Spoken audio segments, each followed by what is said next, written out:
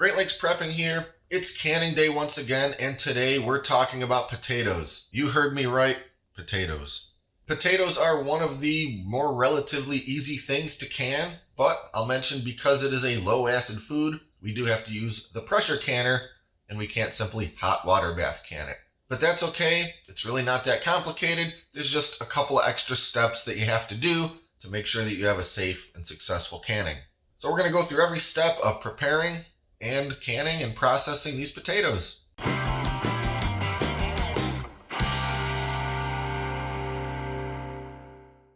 So I'm starting off with 10 pounds of potatoes. These are some pretty medium-sized Idaho potatoes. You can really use any variety of potato you want to pressure can according to this method. And the first thing I really have to do is peel all of these potatoes. You have to peel your potatoes for pressure canning. It's not considered optional. You have to do it, and it involves the way that the heat penetrates into the potato to properly kill any bacteria. You need that heat to be able to get all the way to the middle of your cut up potatoes. So I'll skip ahead a little bit in time after I've got all these peeled, and as I go, I'll take my peeled potatoes and just drop them into a big bowl of water so they don't turn brown while I'm working. Okay, now that I've got all of my potatoes peeled and in this big pot of cold water, I'm going to start cutting them up. I'll just take the potatoes out of that water one at a time and cut them up into 1/2-inch cubes. 1/2 inch is a pretty small cube for a potato, but that's kind of what the recipe requires, again, to make sure that the heat from the pressure canning can penetrate all the way through the thickness of that potato piece. So it's going to take me just a little while to cube all these up into those little 1/2-inch pieces, and as I do each one, I'll then take those cubes and put them into another pot of cold water, again, just to keep them from turning brown until we're ready to move on to the next step. Okay, I finally got all those potatoes diced up, and now I've got my big stock pot full of water heating up on the stove. And the reason for this is that I have to cook those potato chunks just a little bit. Now, this isn't exactly considered blanching since I won't be putting them in ice water after boiling them, but I guess you could call it parboiling them. Once the water's up to a boil, I'm going to put all those diced potatoes in here and boil them for 2 minutes. Then after that, they're coming right out of that water and going into the mason jars.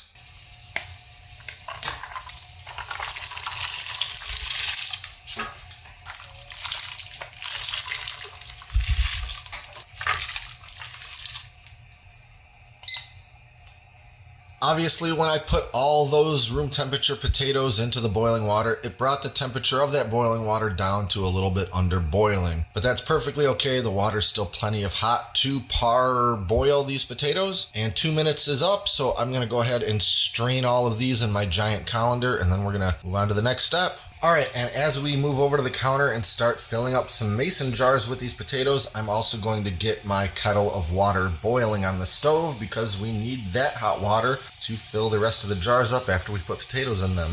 Okay, so I got my mason jars out here on the counter. I'm using quart-sized regular mouth jars. You can, of course, also use wide mouth jars or pint jars for canning potatoes. For me, I'm just using my regular quart, regular mouth jars. Now, these jars have been cleaned thoroughly with dish soap and water, but I have not sterilized them. The sort of modern recommendations for cleaning your mason jars dictates that you don't need to completely boil them in water if they're going to be pressure canned or even hot water bath canned for a substantial amount of time. The very act of canning will take care of any further sterilization needs of these jars. So you can see I've got a whole lot of diced potatoes ready to go in these jars, and using my handy canning funnel and this giant slotted spoon thingy, I'm just gonna get started filling these things up.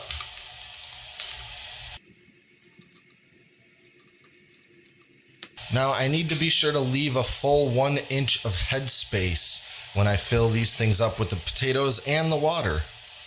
So I may need to do a little bit of fine tuning as I go, but we'll just keep moving ahead and filling the rest of these jars up.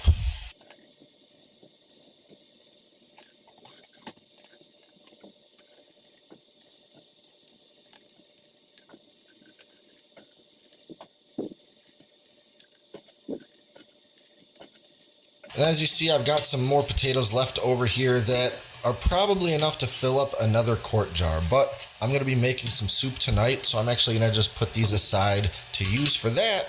But again, 10 pounds of potatoes, that's going to fill up 6 quart jars pretty well. But for today, we're just going to can our 5.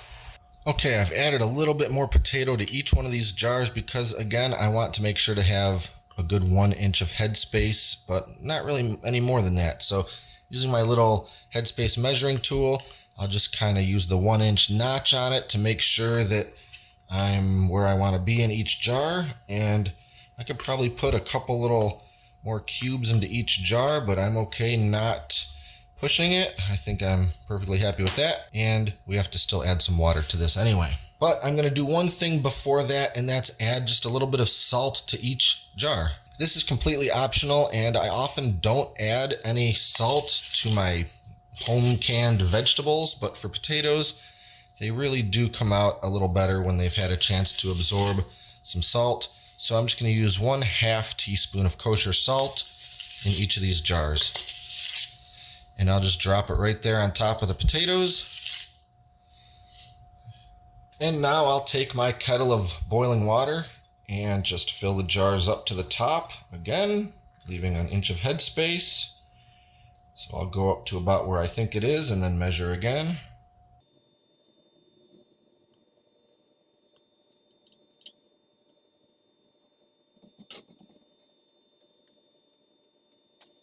Okay, we're looking pretty good on the hot water. Now just a couple more steps before we put the lids on. The first is we're going to use the other end of that Headspace measuring tool and use it as a debubbling tool. And it's going to be a little tricky with all these potatoes packed in there, but we're just going to kind of work it around the inside walls of the jar to dislodge any sort of air bubbles that might be kind of lodged in there. It's a little tricky with potatoes because there's not really a lot of give when you're trying to move this tool around in there. But I'll just do the best I can.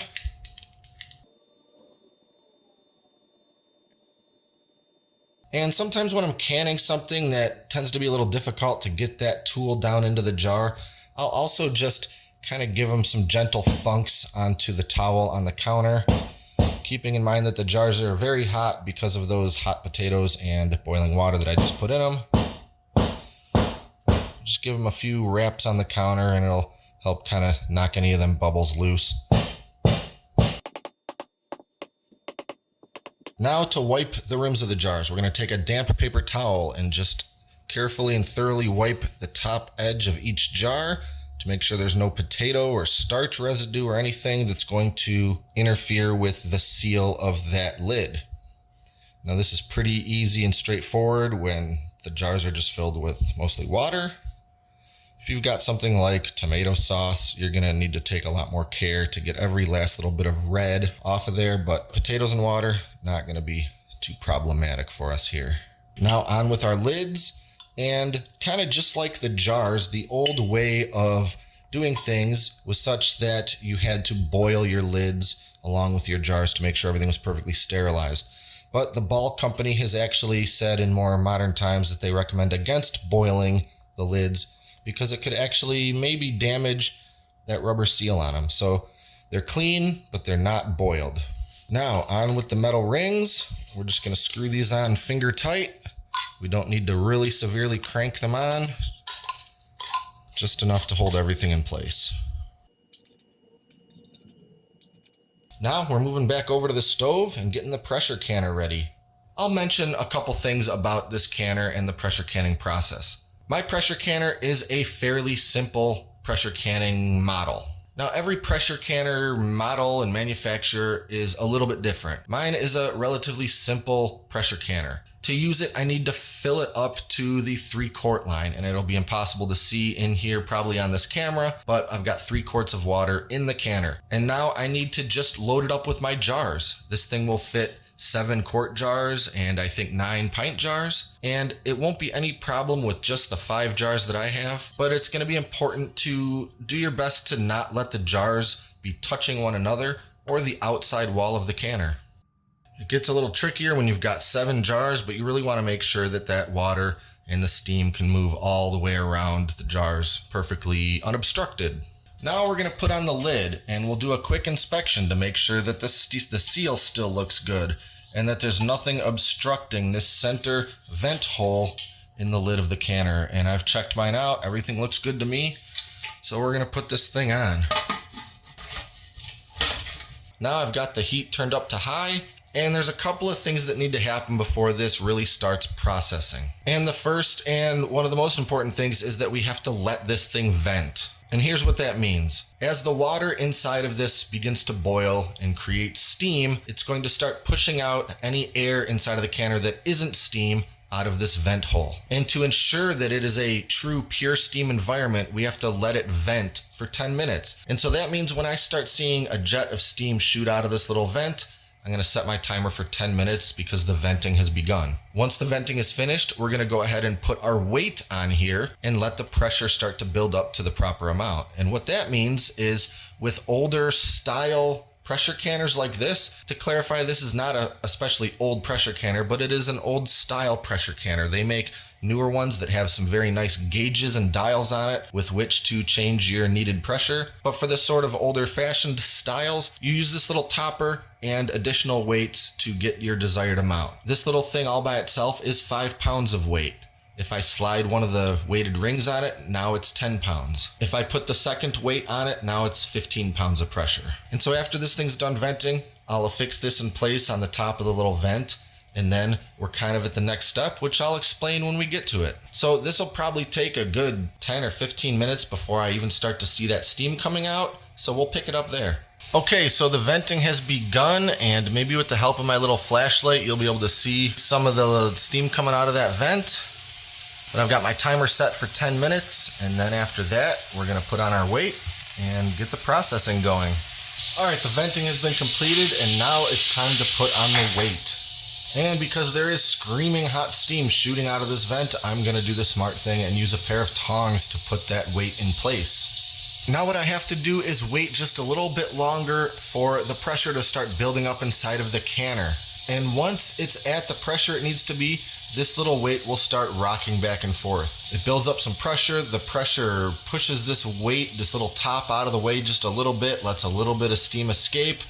Then it builds up a little more, moves it again, and it just keeps repeating like that to maintain that consistent pressure inside of the canner. Now there's a little bit of fine tuning involved with this step because at full blast heat on the stove, this thing's gonna probably start rocking a little bit too violently, a little too hard.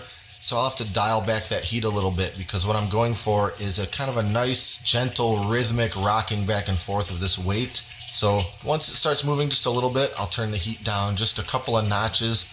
And that's usually about the sweet spot for my stove, but you may need to play around a little bit to get that perfect rocking if you have a weight style pressure canner. Now once we've got that rhythmic rocking, the processing has officially begun.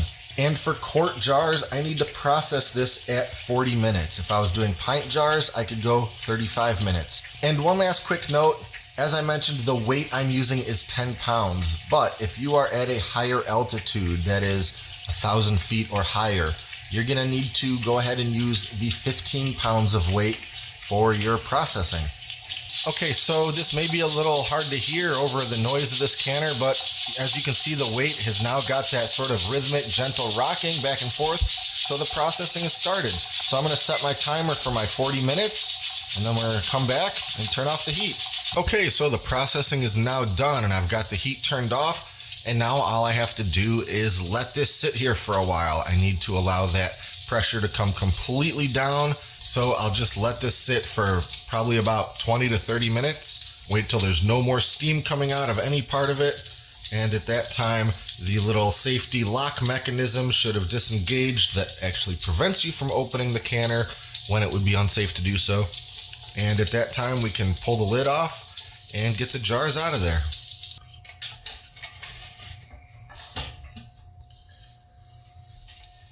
Now I'm going to use my jar lifter tool and move these jars from the canner over to the counter, keeping in mind that they're still quite hot.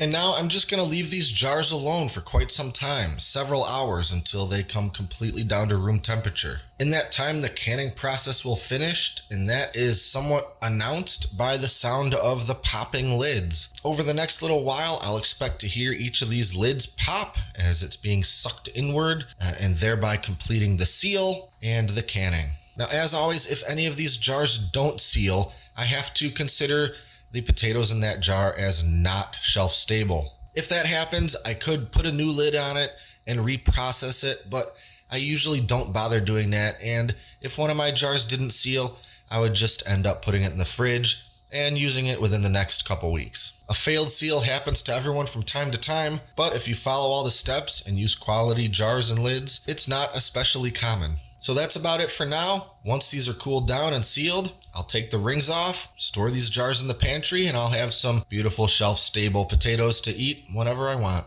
Don't forget to like and subscribe and stay up to date with all our latest stuff, including future canning videos. Thanks for watching, and until next time, this is Great Lakes Prepping.